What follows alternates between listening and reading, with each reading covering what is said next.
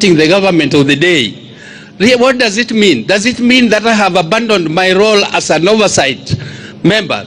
There are the separation of functions. There's the executive, there's the legislature, and the judiciary. And this goes to our brothers. That we are witnessing the industrial park here doesn't mean that our able governor is going to bed with our political enemies. It's important they should know that. We must respect our elders. We must respect our elders. Joge muntie. Okwadwe winjo ni jama moro ma okaru kanyo no yanyo nwa governor. Awacha tieko. Erokamano.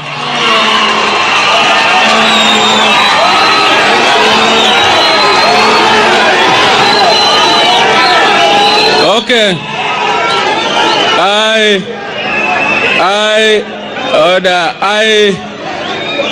I am cognizant of the fact that there are some of us here in our midst who do not understand Luo, and I therefore want to say whatever he said in Luo in English for the consumption of the Honorable CS. He has said that thanks to the Constitution of Kenya 2010, which has allowed county governments to cooperate with the national government without caring about political affiliations. That's what he said, and that is what it is in English. Allow me to proceed. Allow me to proceed. He also echoed your very words. Honorable CS, when we were viewing the tents, you made a statement indeed, and you said that Governor Orengo, we want this place to be independent. Devolution came here so that you work for your people, with your people in your area. And if I quote you, you said, so that you don't come begging for support from Nairobi. That is what you said. So you just echoed your words.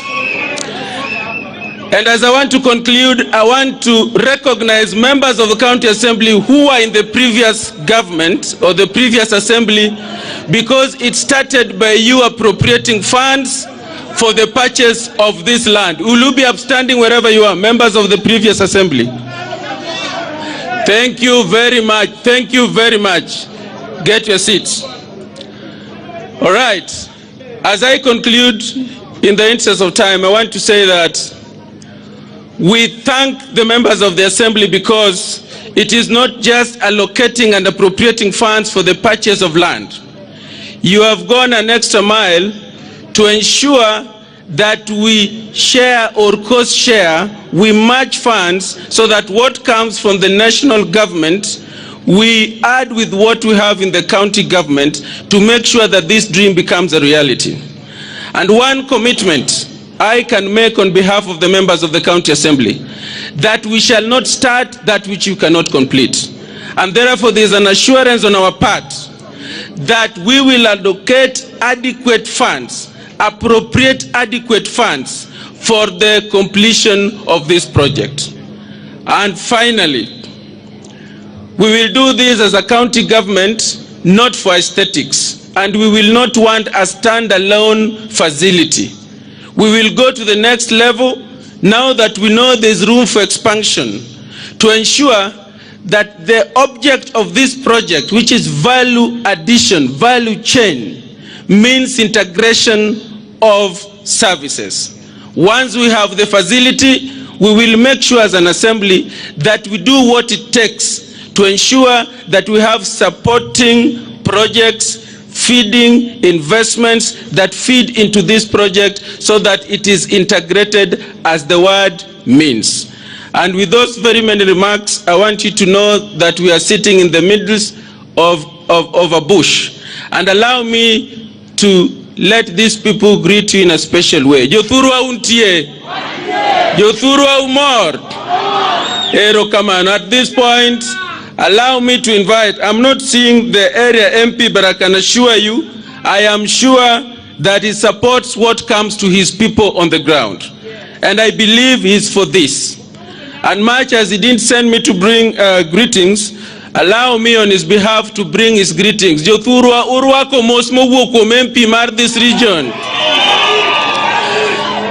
And now that he's not here, allow me to invite one and only youth leader, our senator, Daktari Oburu Odinga.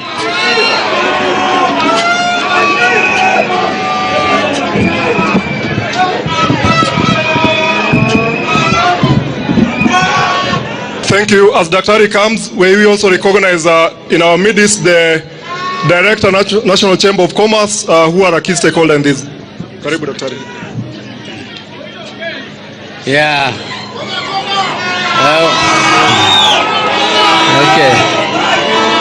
His Excellency, the Governor of Siaya, James Agregation, His Excellency, the CS for Industry, my friend Moses Kuria, and all the dignitaries present. I want to take this opportunity to welcome Moses Kuria to Siaya. Moses Kuria, my friend, you are welcome to Siaya, and you will realize that Siaya people are very, very friendly people. They will give you all the necessary facilities. Welcome, including a lady to hold, to go back with. Yes, but you also realize that our people are also very proud. They are proud people because they exist. They exist whether others are there or not, they are there. Wadak kata katiyonge. And therefore, we also want to tell you that our people are very hardworking. They are very hardworking and they produce their own food. This is not a food relief area. We are never included in the list of those who get food relief.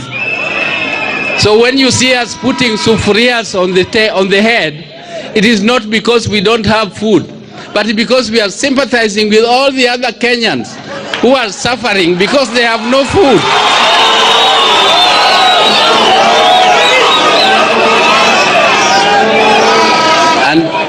And Honorable Korea, the docket you are given of industry is a very important industry. It's a very important docket, and it is a devolved function. So, James, you have done a great thing to create an industrial park. When an industrial park is created, it is not meant to spoon feed you.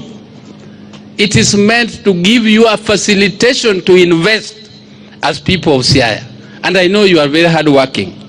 And so our investors, those who have some money, please bring them home.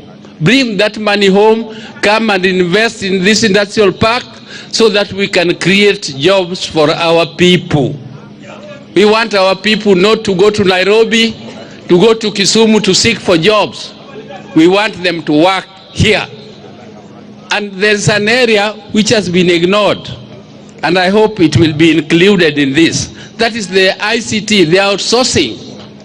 Outsourcing business creates a lot of jobs in other countries, including just a few jobs in Nairobi. But this one in Siaya here can be the first rural outsourcing facility for the in the whole country. And I will be very happy if we can create it. I hope Jim is part of it. And I also want to, I don't want to say much because this is function for which is not for politics. We didn't come for politicking. But please, Honorable Korea, I'm sending you to the president. Please tell him not to push these our people. They should know that as legislators, we have a role of oversight. And when I declare that I'm supporting the government of the day, what does it mean? Does it mean that I have abandoned my role as an oversight member? There are three, there's separation of functions. There's the executive, there's the legislature, and the judiciary. And they are independent. So as a legislator, I should not at any time declare that I am part of the executive to bring development. It is the responsibility of the executive to bring development. It is my role to make sure they do it, and it is my role not just to encourage them, but also to make sure that I oversight them so that they don't sleep. I wake them up when they are sleeping. But when I say I'm part of them so that I bring development, does it mean I'm going there to beg? I'm not a beggar. I'm representing my people. So, James, with those very few remarks, I would once again like to welcome Korea. Moses, he likes development. He's the one with whom we brought Equity Bank to Siaya. We traveled together, and the Equity Bank is doing a good job for our people here in Siaya. So you people take that advantage. But I can tell you it is Moses Korea with whom we came to launch the Equity Bank here in Bondo and in Siaya. So with those very many or few remarks, I want to once again thank you, Jim, for bringing this project. It is going to be a great fair fit for our people. Thank you. Thank you very much, Senator. Daktari is the only senior orphan we have in the region and is our youth leader. Guest of honor, with your kind permission, we are running fast on time, but I request your indulgence to just allow me 2 minutes to give this little young girl who's prepared long and hard to share a little poem with us, kindly. After which we'll then move quickly to have yourself speak. She's called Solange. Hello. Is it?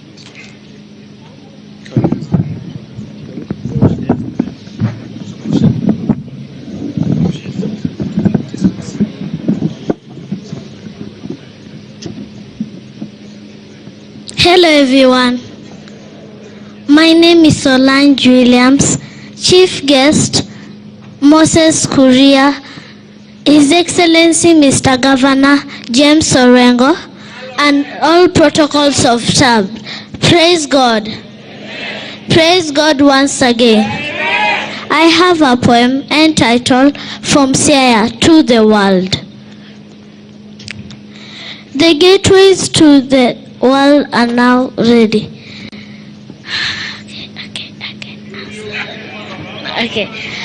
The gateways to the world with connections and greatest opportunities ever. Here we come, from Siaya to the world. When the world becomes like a village and the agri-business expands, Siaya is spreading its wings wider and flying higher than a falcon. The doors trade are now wide open. It's a trade from Siaya to the world.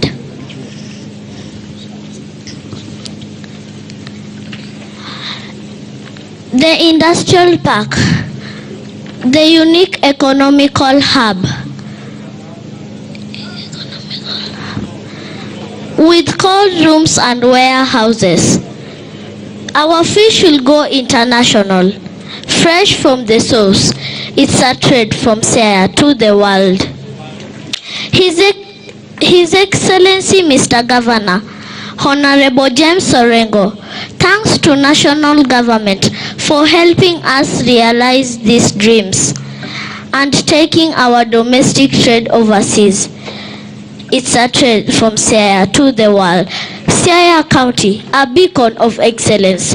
When greatness takes its toll and achievements stand so tall, count 1, 2, and roll the curtains on. Don't tense, yes, don't tense anymore. You are here in the right place. Siaya County, a beacon of excellence. With full range of treasures and uncountable places of pleasure, Siaya County stands tall. But do I say we lead and others will finally follow? In administration we shine, academics we are the giants. When this man entered the space, Siaya County changed from grass to grace. At last we can now celebrate a golden touch in our county. Heko kiongozi, hongera governor. We can now be gauged by our strength and might, power and prowess. His Excellency Mr. Governor, you raise our shoulders so high. Don't stop until it's done. Touch this country with a golden touch and change its prosperity. Thank you. That is Siaya to the world.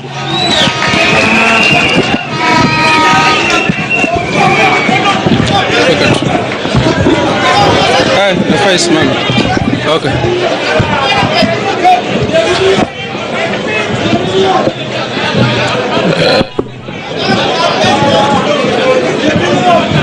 Allow me to urge you to appreciate that young girl in a special way. Will we clap for her?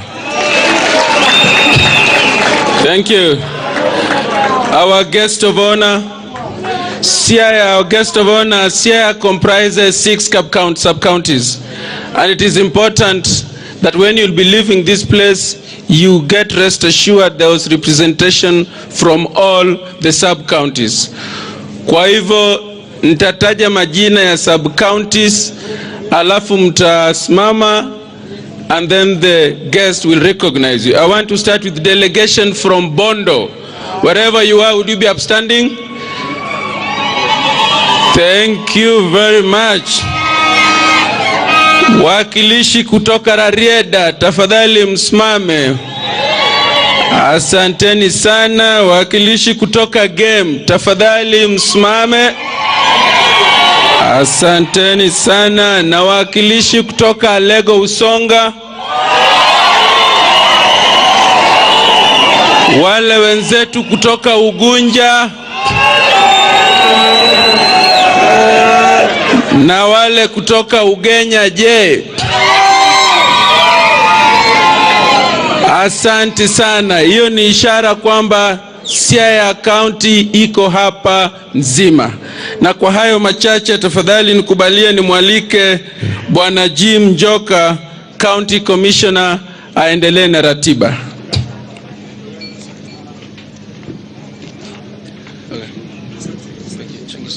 Thank you very much.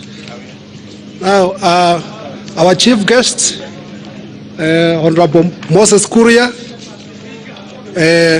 CS Ministry of Investment and Trade and Industry, Governor James Orengo, Siaya County.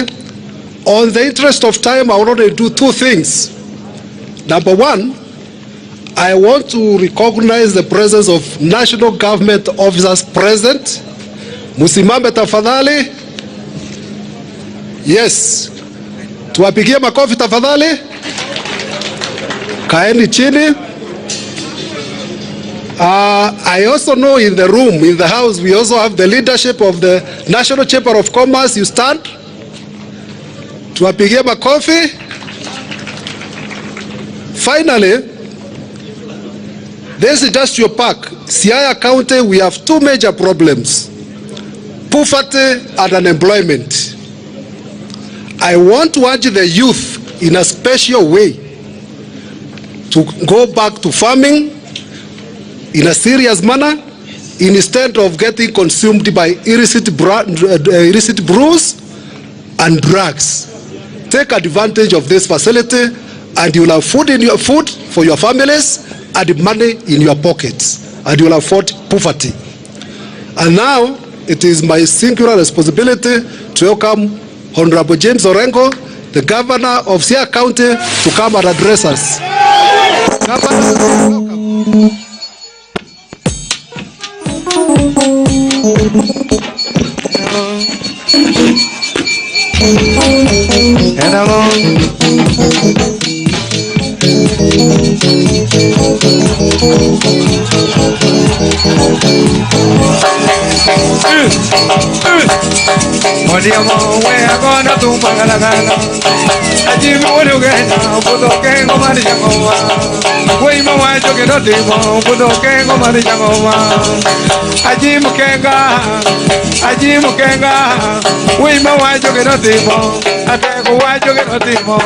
Mimosa baba, mimosa no, pudo que ngomari jango ari papa, chibelaka.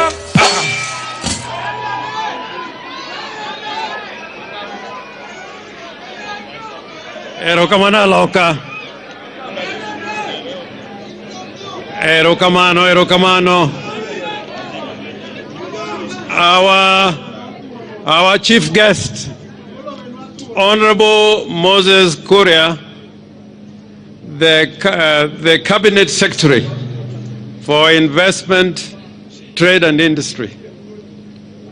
My brother, Senator for Siaya, Dr. Oburu Oginga, the Speaker of the County Assembly, Honorable Jojo Kode, with the entire team of members of the County Assembly, the County Commissioner, Mr. Njoka, our Cabinet, or rather members of the County Executive Committee, all dignitaries, including representation from the National Chamber of Commerce, Gejo Pendu Tomobiro Kakawuono Giwelo, Gimonu Etena, Abusuno Kweuru, Monu Etena Untie, Monu Etena Untie, Tochuawe Untie. Honorable Moses Kuria, I want to invite you and welcome you to Siaya in a very, very special way. And you are not a stranger in Siaya. You've been here many times, even as an ordinary citizen. And I remember when the politics of this nation was very difficult. And it's only those who love this part of the world who could come here.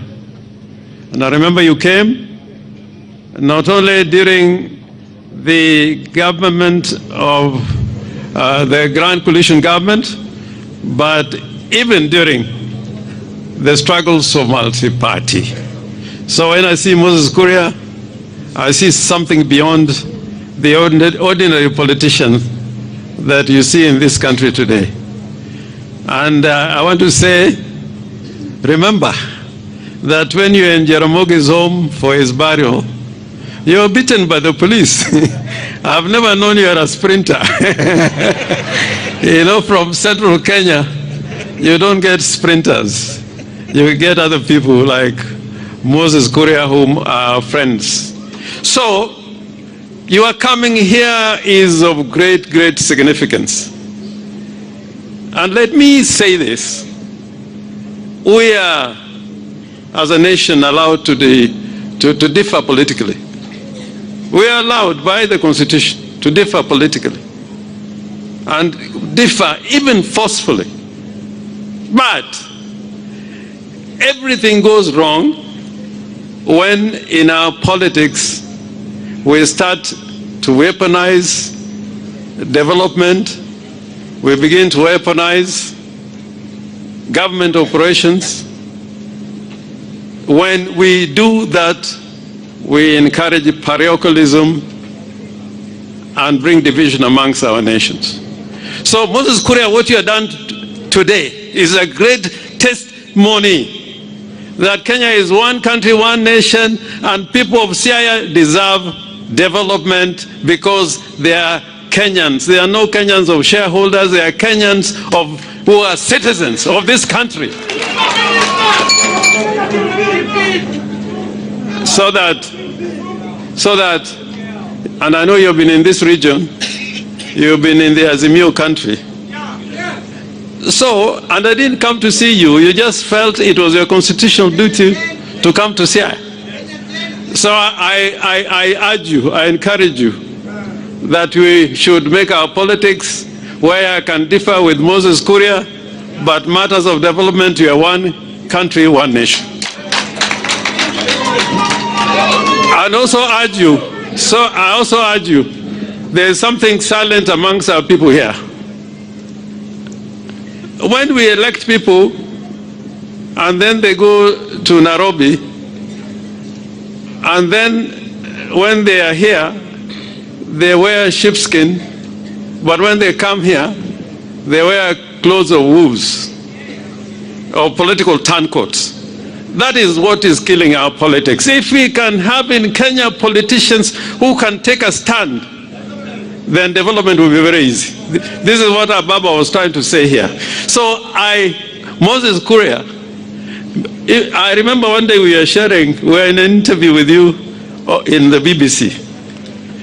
At that time, we were all not really part of government, but our views were more or less the same. So let not power corrupt us. Let us just be Kenyans and know that you don't need to beg and you don't need to kneel before Moses Kuria. You don't need to bend before any power or prince or principality to get development in Siaya. Now, in Siaya, we have decided to take this project seriously. And I think if you see what is happening on the ground now, if you come back in 2 months, it will be a different place. We are prepared. We are prepared. And we are prepared because this project can weaken the potentialities that we have. We have fish, we have sugarcane, we have rice, we have sorghum, we have cotton, we have got avocado, we got many products that we can expand in the growth and development of these crops. But the important thing is the value chain. This is what we are bringing to Siaya today, that we should have value addition here in Siaya. And I hope that this industry that this industrial park that we are establishing here will expand, and we have enough land. At the moment we have got about 80 acres, but I think there's room for expansion so that any investor who wants to come here and wants land additional to what is earmarked for this project, they can get that land here in Siaya. In conclusion, I encourage you that when you sit and think about this project, look for additional funds to come here, especially in the area of equipment. We are going to help equip what is being brought here, but we're going to make sure that we also help you in bringing equipment to this hub. Dr. Buru, don't worry, part of the centers or activities that are going to be here is a hub for ICT. It is a component, and that courtesy Korea was seeing these things in a wholesome way. Koro an katieko, an kakaorengo nyatie, an koro angena abro Moses Korea. I will translate later. Tan kakanya tieng. Awa choninga to kikubuoku. Kineno Moses Kuria obiro kato biro nikech katiba ma Kenya dwaro mondo wabed gi teko e Kenya ka, kendo okwabiro kano luongwa wabiro kaka jo Kenya. Gemago agondo erokamano, koro yiena uru. I have now the pleasure and privilege of inviting the Cabinet Secretary for Investment, Trade and Industry, Honorable Moses Kuria.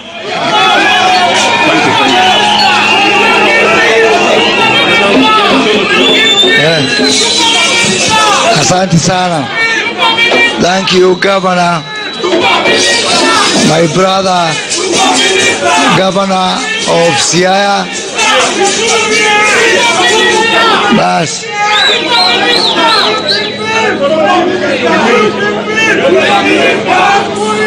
What a day. What a day. Governor James Orengo, Your Excellency, my brother, the only youth leader of Siaya County, Dr. Oburu Oginga, viongozi wote, county executives, Jodhuro Untie, Jodhuro Mall, Siaya Mosou, Jarego Udinadi.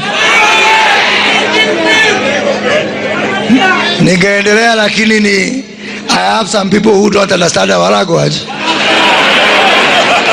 So just allow me to continue in national language.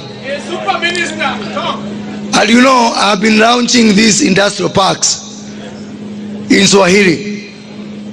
So today I'm happy it is the only day I can launch an industrial park completely in English. A testament that I'm in the great county of Siaya. You know, during the Second World War, there used to be fighting between, let us say, Germans and the British. And during tea time, someone will just shout, tea time. And when they shout tea time, it means focus on having a cup of tea, and there's no more shooting and no more fighting. Today, I'm in Siaya to shout, tea time. That there comes a time when we put our differences aside and focus on what unites all of us. And this journey of development and this battle to put money in the pockets of our people is actually a moment of tea time, when we pack our guns, get together as brothers and sisters. In the words of Governor Orengo, one people, one country, one nation. I am here today to culminate a very busy week and very fruitful week, which started in the plains of Laikipia, a county which brings together all communities of this country, from Kikuyus to Luos to Masais to Turkanas to Pokots. On Monday, on Tuesday, we were in Nyatike in Migori County launching a similar industrial park, and yesterday I was in Kisii launching another park there in the land of bananas, and today I came to the land of Jaramogi and the land of Obama and the land of Baba.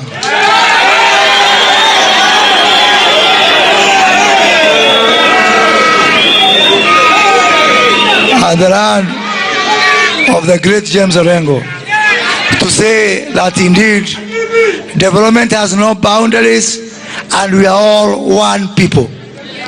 What would make me more proud that coming back here in Alego in 2 years' time and finding, as per my estimate, around 20,000 people working here, working on a very thriving fish industry, where today I am not coming with new fish. It is the same fish that is found in this treasure of yours called the lake. But I am here today to ensure that you reap maximum benefit from your fish. The same fish that you have. Once we do value addition, once you do processing of your fish, Once you sell your fish directly from Malego, as that young girl has said, from Siaya to the world, it will make my heart melt with love. How happy will I be if today I'm wearing clothes which are not benefiting the people of this country? But when we work together on the cotton industry here in Siaya, and within 2 years, we come back and say, we are now wearing clothes made in Siaya, not just by tailors of Siaya, but Siaya farmers toiling in their farms and helping us to clothe ourselves. For indeed, it's a shame that 60 years after independence, we continue to import clothes when we can actually make our own cotton. The same for all the other products. I have seen a lot of activities on sunflower and other edible oils. These 150 billion Kenya shillings, that money will benefit people of Malaysia, people of Indonesia, people of other countries. That money will create jobs in Indonesia and Malaysia. It is my humble contention that these jobs are required here in Kenya more than anywhere else. If we continue importing shoes, when we can have seen here some efforts to have some leather coming from fish as a byproduct of fish. And as I said on Monday in Laikipia, I look forward to next year where I will ban all imports of shoes so that the people of Siaya and the people of this region can be able to convert fish into leather, into shoes, into bags for our ladies, into belts, so that we can also put money in our pockets. This program is a shared program. Kenya shillings 250 million from national government, Kenya shillings 250 million from the county government of Siaya. And I want to thank my brother Governor Orengo and the county assembly, especially the county assembly, for supporting the governor's program. I must say the governor has been, I must say, the most enthusiastic governor on this program. Although it's a program for the entire country, he has always been bothering me. And yesterday he had to come to Kisumu to ensure that I am there, and he gave instruction to the airport that they should close the airport for me until I launch this industrial park. I want to thank you, Governor, for that cooperation, because really it makes my work easier when we have a governor who is progressive, a governor who wants to do the best for our people, and the governor who knows that one day after we leave this world, we are going to be remembered by our actions. Governor, I want to tell you for what you are doing today. These people of Siaya, I am very sure they will vote for you again.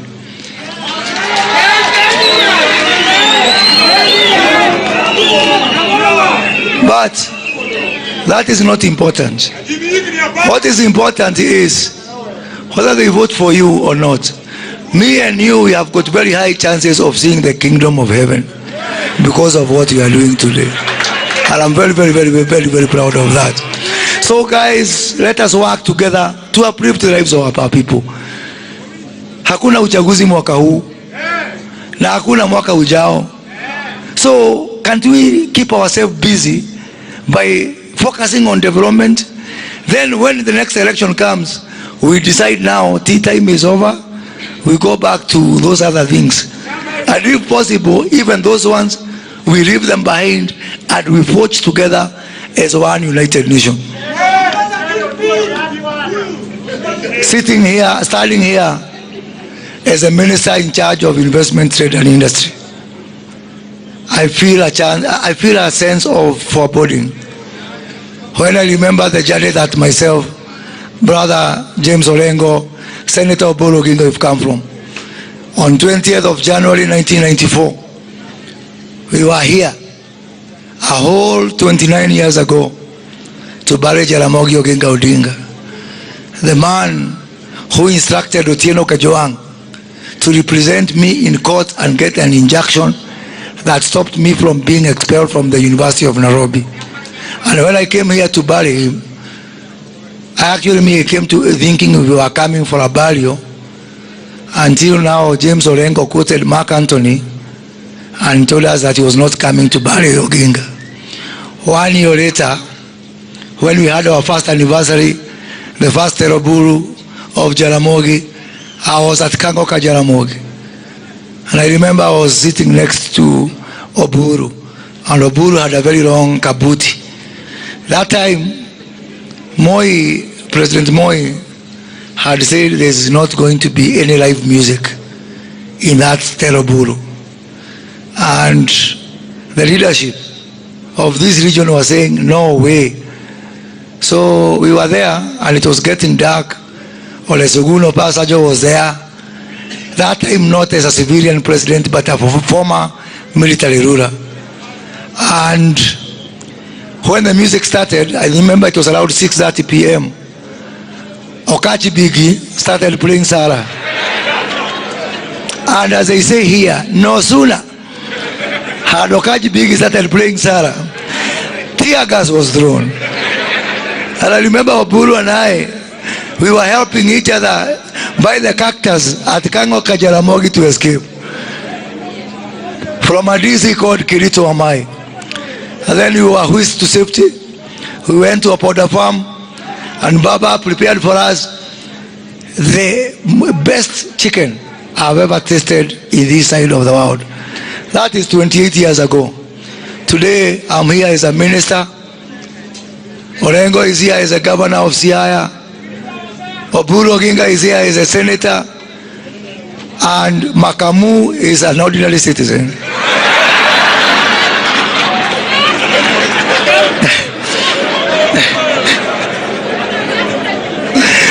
Ndugu yangu Makamu, I told him, go back to Siaya. You are spending too much time in Kisumu. Sasa ona sasa. But he's a good friend of mine, and he calls himself my ambassador at large in Siaya and Kisumu counties. So, Governor, as we agreed, for us to gain meaningful use of this industrial park, we must also focus on production. And at the heart of this issue of production, we need to ensure that we give these people the means for them to work for themselves. We've talked for many weeks now about the issue of cotton seedlings. I sent my PS for industry, Dr. Juma Mukhwana here. He worked with you. And now, today, this morning, I had a discussion with our Ministry of Agriculture, and we also had a discussion with you, and we agreed that in the spirit of real devolution, we have to ensure that we give counties the capability to produce their own seedlings. As you have promised me, as we build this industrial park here, as we seek to bring investors from all over the world to come here, we need also to ensure that you have your own capacity to produce your own seedlings. You have promised me that you'll avail, apart from this land, another 70 acres in Ugenya. Our Department of Agriculture, our Kenya Plant Health Inspection Service, KEFIS, our Kenya Agriculture and Livestock Research Organization, CALO, our Kenya Seed Company, they will come to you from next week to start working on a farm for multiplication of cotton seedlings, of sunflower seedlings, of our avocado seedlings, so that next year you don't have to wait for me to come and bring them, because you can be able to do it here. And that's how we are going to support the revolution. And that's how we are going to develop this country. On top of that, once we finish this industrial park, one of the state corporations in my ministry called Kenya Development Corporation is the one which is going to be here to operate this center. But most importantly, they will come with money. They will come with money to give credits to these people, to give them credit so that they can be able to buy inputs, to give them credit so that they can be able to do their own value addition, and also to bring money to buy equipment. We are going to buy equipment on a model we call common user facilities. That means even a hustler from Rarieda who does not have any money to buy big equipment can come right here, use the common user machines that we put here. For example, they can come with their fish here, rent our machine, process the fish, rent our packaging equipment, pack their fish, sell to the export market right from here. You don't have to be big, and nobody is small to be able to use this industrial park. We want to grow together. You know, I say, if all the 47 regions of this country are able to pull together, kwetu tunatoka kitu fulani, hapa samaki, hapa cotton, hapa area Kisii bananas, another area beef. This country will grow and will be both rise together. That is why I am very much focused on ensuring that we have got 47 mini economies that are all working, producing, contributing to our national good. And you know, in 1965, Mboya, Kibaki, and other people, they did a lot of good things. But there's one mistake they made. And I'm sure Dr. Oburu Oginga, you will support me in this one. This sessional paper number 10 of 1965, that is the source of all the problems we have in this country. When people put ink on paper to say that there is part of this country that is classified as useful Kenya and other parts which are classified as useless Kenya, we are still paying for that misadventure that happened 60 years ago. And that is what I'm trying to resolve to this. For me, all parts of Kenya are useful. There is no one part of Kenya that is useless, because we are contributing with your fish, with your cotton, with your sunflower, with your avocados. Are you not shareholders? By the mere products that you have that can contribute to our jobs, contribute to our foreign exchange, contribute to our national GDP. Everybody in this country is a shareholder, and as I complete this program, you'll be able to see that we can all move together.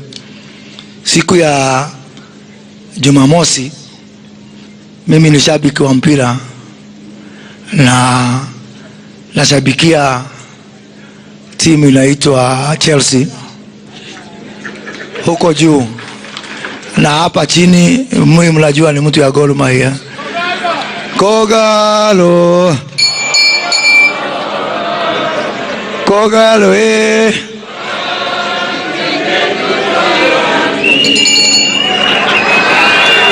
Asante sana na Mungu awabariki. Thank you very much.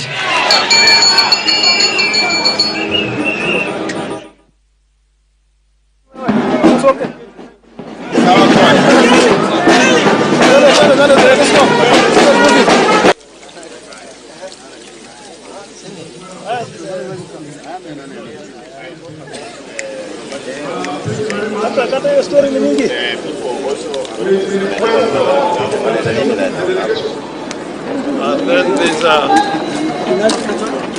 small